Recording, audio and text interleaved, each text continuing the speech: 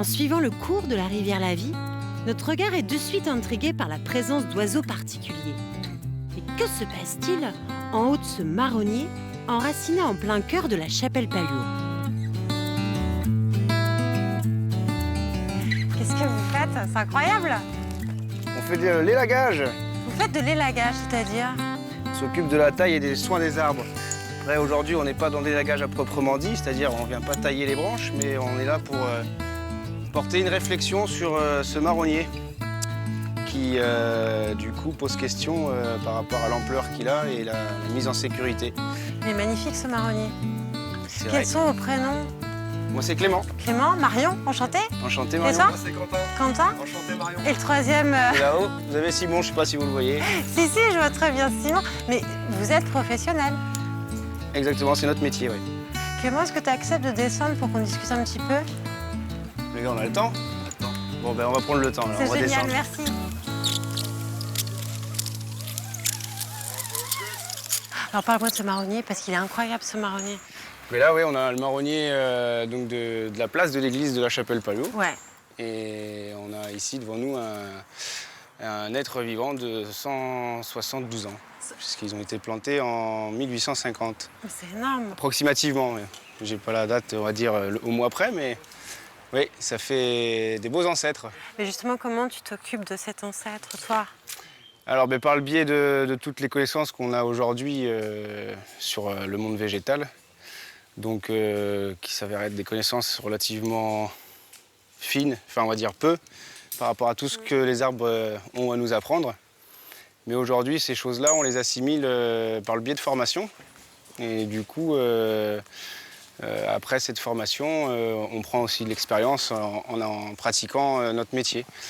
Donc pour s'occuper d'un arbre comme ça, en fin de compte, on a des clés, on va dire, de reconnaissance. Donc d'abord, il s'agit de reconnaître les arbres, donc de connaître leur espèce, leur genre. Et déjà, ça nous donne des informations sur la manière qu'ils ont de pousser, la manière qu'ils ont de se développer. Donc là, on parle d'unité, on parle d'architecture de l'arbre plutôt. C'est-à-dire que les arbres, ils ont des modèles architecturaux. Donc des façons de se développer, des façons de développer leurs branches pour pouvoir capter au final le soleil, puisque c'est leur nourriture première, quoi. Les racines, les fondations. Voilà, les racines, c'est l'ancrage et les branches, du coup, c'est le captage. Clément, tu fais un métier extraordinaire. Et je vais te dire pourquoi tu nous intéresses. Alors, je te présente Stéphane, qui m'accompagne. Avec Stéphane, en Salut, fait, Stéphane. on marche sur les chemins de Vendée avec Ouais. pour objectif d'aller rencontrer les gens qui ont des très belles initiatives, des initiatives positives. Et c'est pourquoi la tienne, voilà, nous touche tout particulièrement. Eh ben, vous devez rencontrer beaucoup de monde, je pense, parce que On rencontre il y en a un beaucoup de paquet. monde. Ouais. Il y en a beaucoup. En revanche, des phénomènes comme toi, le premier qu'on rencontre, alors tu vas je m'expliquer. sais pas si je suis un phénomène, Ah mais si, c'est extraordinaire ce que tu fais. Tu vas m'expliquer comment, quel élément t'a conduit en haut de l'arbre aujourd'hui. alors ça, ouais, c'est... C'est depuis tout petit que tu es ouais, fasciné par... je crois que c'est depuis tout petit. En fait, c'est une question qu'on m'a assez souvent posée et à vrai dire, je ne sais pas vraiment comment y répondre. Je crois que c'est quelque chose de, on va dire, un ressenti profond en fait. J'ai toujours été, moi, dans la nature, toujours habité en campagne et toujours été proche plus des arbres. Tout petit déjà, en fait, je me retrouvais dans les arbres et j'ai même là-dessus en fait une anecdote que je raconte. C'est mon père me cherchait dans mon jardin et j'étais rendu à la cime d'un saule pleureur. J'avais 3 ans. Sans protection. Ah ben, j'étais tout nu dans mon jardin et j'étais content. Et du coup, quand il m'a vu, ben, il est devenu tout blanc et il m'a expliqué comment descendre apparemment. Et j'ai su descendre sans problème. Ça fait partie de ton ADN. Et du coup, ouais, bon, je sais pas si on peut dire ça, mais en tout cas, enfin ouais, moi j'y trouve énormément de plaisir. Comment appelle-t-on ton métier aujourd'hui, Clément?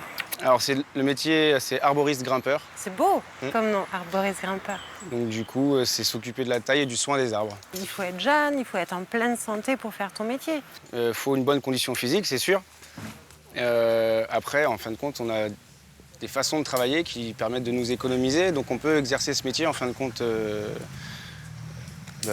jusqu'à notre retraite, en final, si on l'a bien pratiqué, avec, comme on dit, si qui veut aller loin, même nage sa monture. Donc du coup, il faut éviter de travailler comme un forcené. On va réfléchir longtemps avant d'agir, ce qui va nous permettre de nous économiser en fait. On va être efficace plutôt que d'être rapide.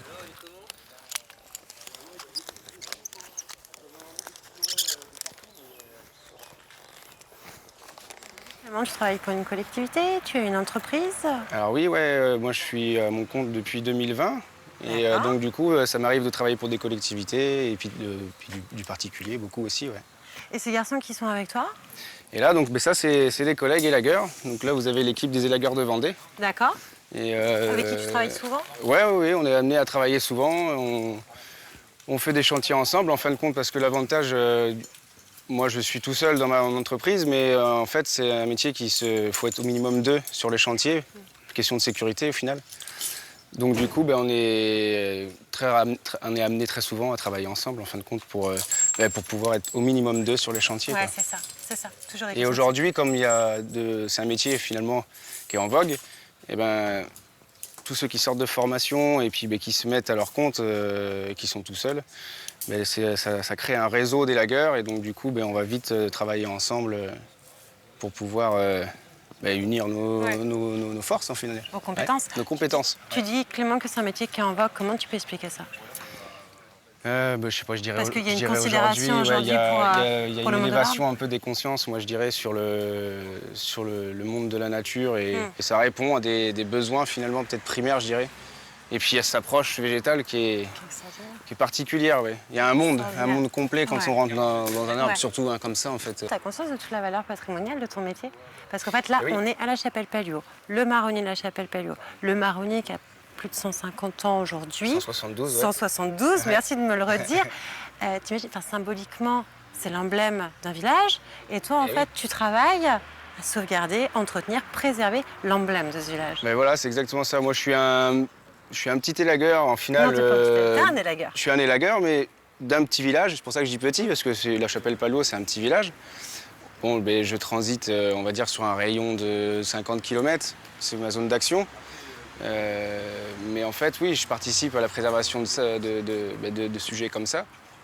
Mais s'il y a plein de petits élagueurs comme moi, comme ça, qui sont éparpillés pour préserver ces sujets-là, en fait, la voix des élagueurs est un peu plus mise en avant. Et écoutez, parce qu'aujourd'hui, en fait, c'est facile de couper du bois, on a les outils pour. Mais si on ne sait pas comment couper et pourquoi couper surtout, on peut très vite faire n'importe quoi. Et en fin de compte, on va, au lieu de sécuriser un endroit, on va le rendre plus dangereux. Avec, en fait, au lieu de sécuriser l'arbre, on va le rendre plus dangereux, le fait de mal le tailler. Puisque la repousse derrière va être mauvaise. Et puis s'il n'y a pas de suivi encore derrière, finalement, c'est des branches qui peuvent poser souci, quoi. Marion, je te présente l'équipe. Du coup, tu as Simon. Caillot. Bon, Simon, enchanté. Co-gérant avec Quentin. Quentin. Enchanté. Alors, vous êtes basé où, les gars? Saint-Julien-des-Landes. À Saint-Julien. Voilà. Et notre secteur, c'est essentiellement la côte. Et on rentre jusqu'à une demi-heure dans les terres à peu près. Ok. À la roche, voilà. Et toi, est-ce que tu veux prendre de la hauteur? Mais pourquoi pas? Mais alors là, je te préviens, c'est la première fois. Il va vraiment falloir que tu m'inities quand même. On peut faire prendre de la hauteur à Marion, alors. On essaye, allez.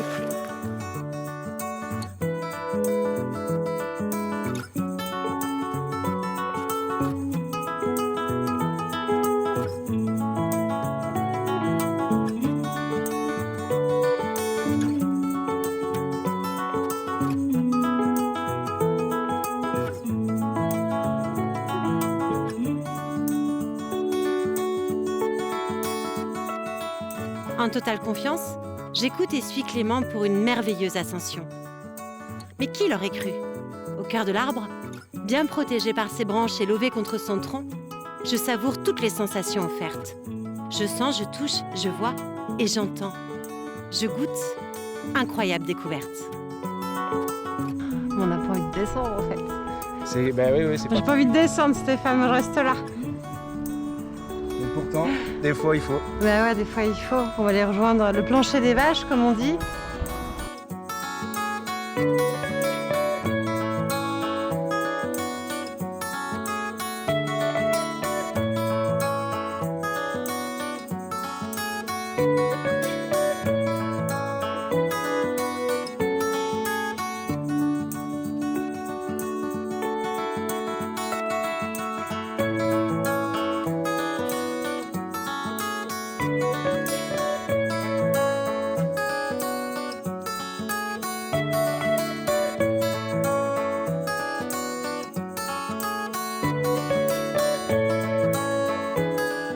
Messieurs, merci.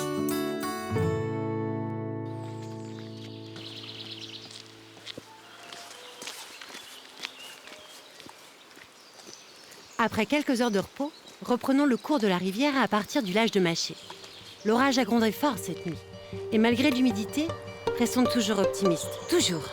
Sourire, Stéphane. Les rives boisées de la Vie sont un véritable refuge de biodiversité. Incroyable. Ces dernières pluies font ressortir tout un petit monde caché qui a bien trop souffert de la sécheresse. D'un pas décidé, Kaoué bien fermé, avançons. Toujours en direction d'Apremont, observons. Là, on a une jolie danse de plein d'oiseaux qui s'éclatent sur la rivière. C'est assez beau à voir.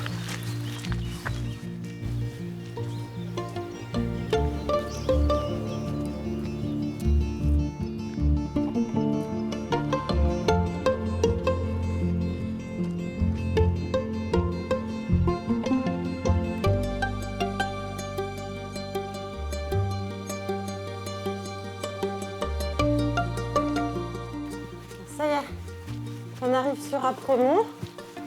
On en part à peu près sec. Donc on croise les doigts pour que ça continue toute la journée.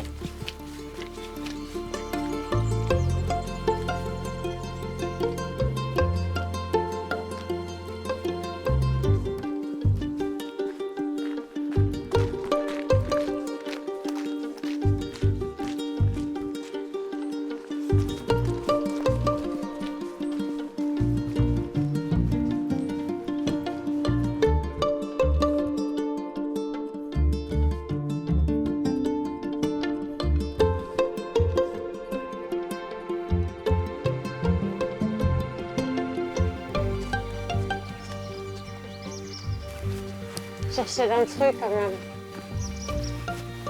À quelques kilomètres des plages et des marais, le village d'Apremont offre de curieuses séductions. Le site épouse en effet les tourments d'un éperon rocheux dominant la vie. Les demeures cossues aux façades de granit, le chemin de ronde, les venelles en forme d'escalier, l'église et le château sont autant d'atouts pour une cité de caractère, au charme puissant et aux ambiances insolites. Envie d'une vue panoramique? Go Stéphane! Une marche, 2 marches, 3 marches. Allons-y!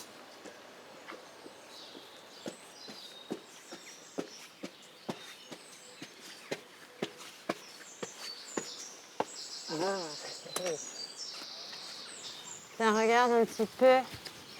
Ça se mérite tout ça.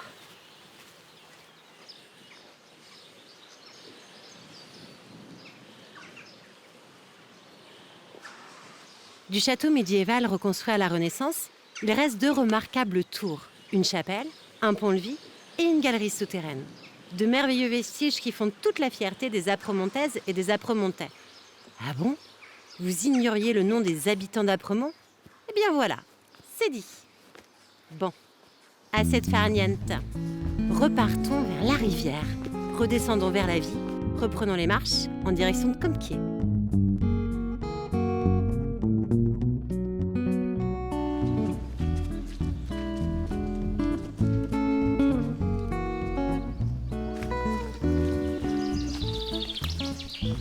Voilà. Bonne fois. Vas-y. Je peux baisser la tête par contre.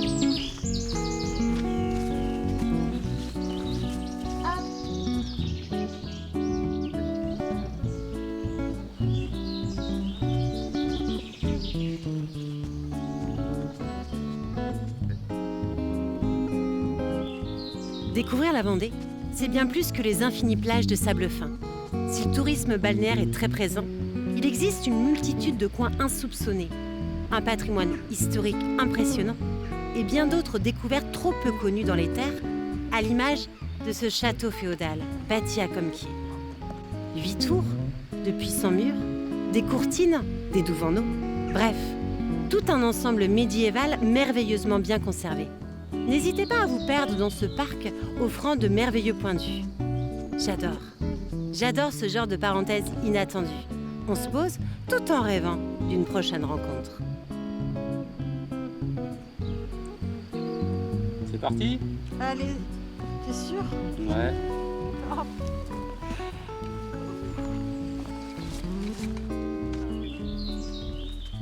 Musée Charles Mylsando, peintre voyageur. Écoute Stéphane, j'aimerais bien en apprendre davantage en fait sur ce fameux Mylsando. On y va?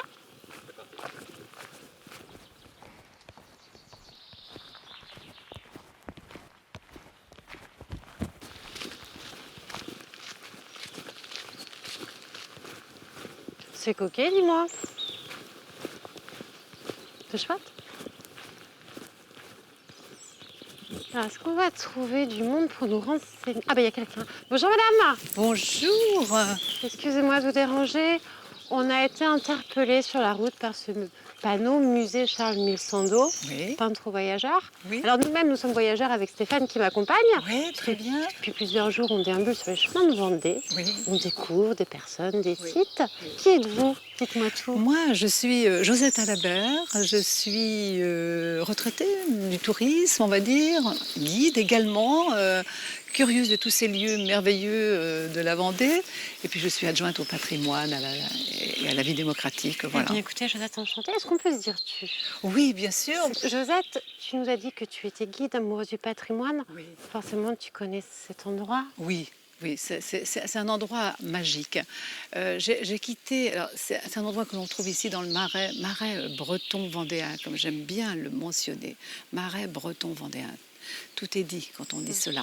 Et j'ai quitté mon marais Poitevin. Ah, tu es originaire du marais Je suis Poitevin. originaire du marais Poitevin, un autre grand marais. Et j'ai découvert il y a 40 ans ce marais. J'ai suivi mon mari, bien entendu.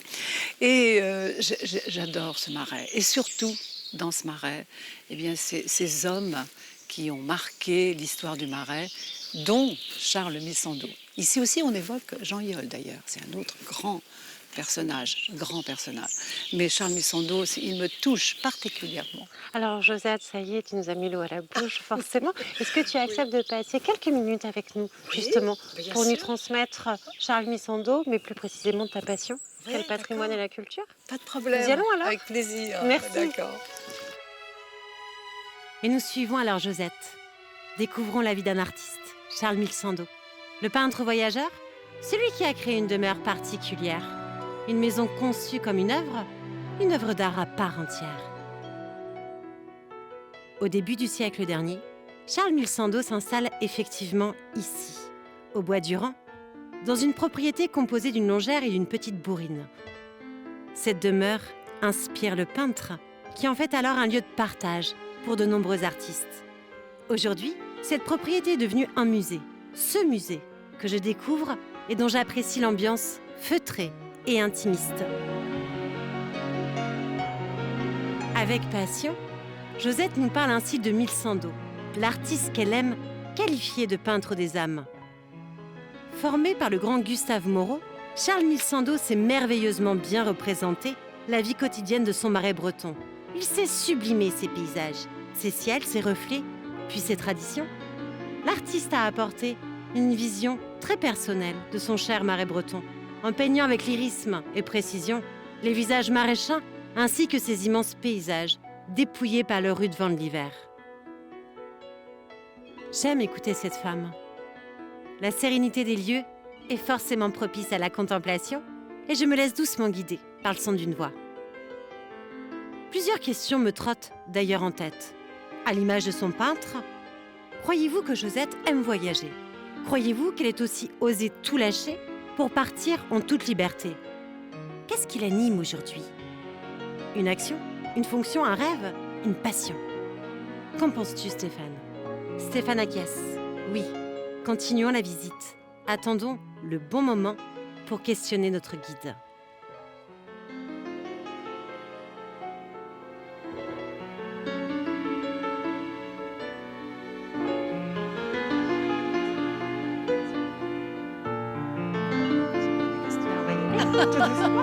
Josette, en tout cas, merci pour cette fabuleuse visite. Oui. Moi, j'ai complètement découvert l'univers de Charles Mille-Sando grâce à toi.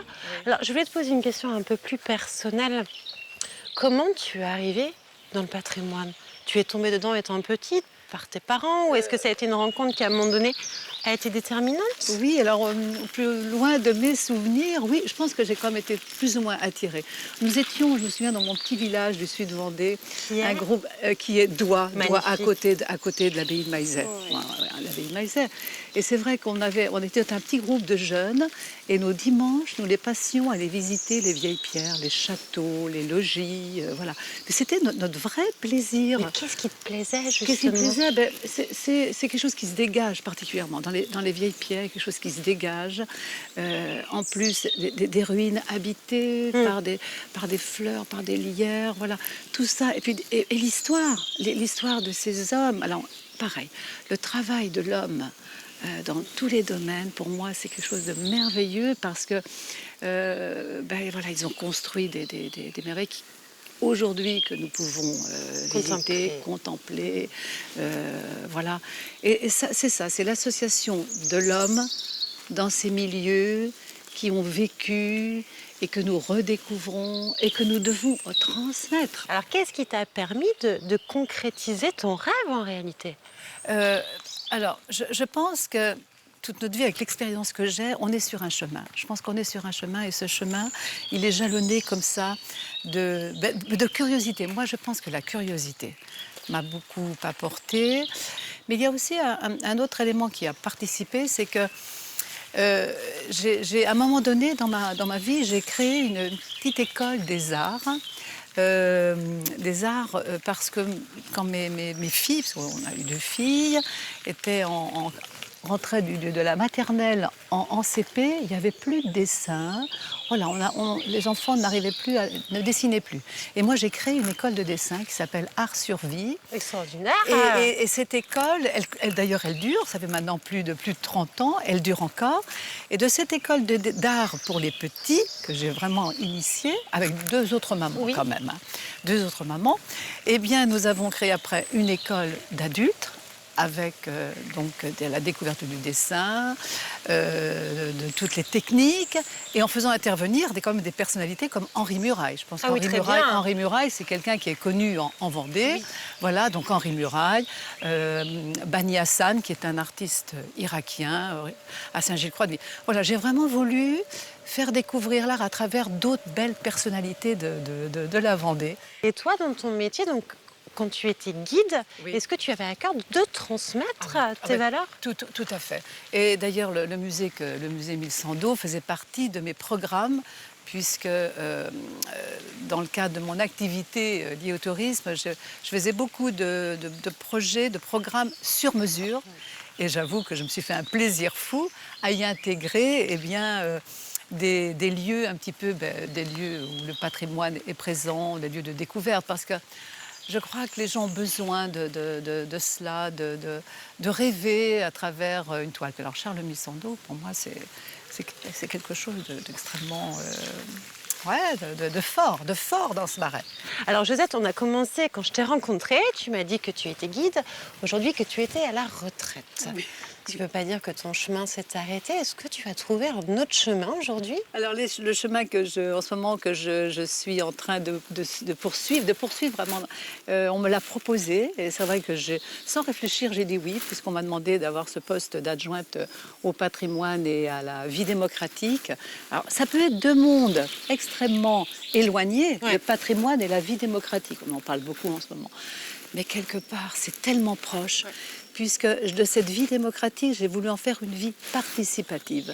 Donc je veux que les gens participent à leur environnement, enfin à leur bien-être, à tout ce qui les entoure, à ressentir les choses. Et tout ça, ça nous mène au patrimoine. Forcément. Ah ben forcément, voilà. De toute façon, ce sont nos racines. Ce sont nos racines, ce sont 2 mondes pour moi extrêmement liés quelque part. Aujourd'hui, personnellement, quelle est ta quête? Est-ce que tu t'es lancé un objectif, un nouveau chemin en parallèle de celui que tu as connu pendant toute ta carrière? Alors, Marion, il y a une chose qui a toujours été pour moi une ligne de conduite, et c'est un livre tout bête, qui s'intitule, mais que beaucoup de gens connaissent, « La beauté sauvera le monde ». Ouais. Bah voilà, alors écoute, je ne peux pas dire plus. Je ne peux pas dire plus. Mais ce que je souhaite, et c'est ce que j'ai voulu vraiment transmettre, c'est cette curiosité, avoir cette curiosité, s'arrêter, ce que je ne sais pas toujours faire, parce que j'ai une vie un peu dense et pleine, mais cette curiosité de tout ce qui nous entoure et de l'autre également. Je pense que c'est ça.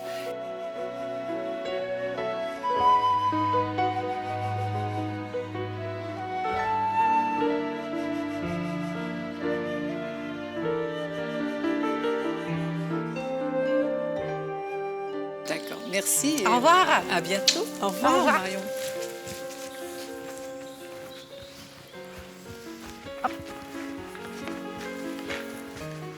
Alors ça y est, la pluie s'incruste de nouveau. Donc on va essayer de chercher un petit abri dans le village, dans le prochain village. Je pense que ça doit être Salertaine. Donc on va vite s'approcher pour se mettre à l'abri.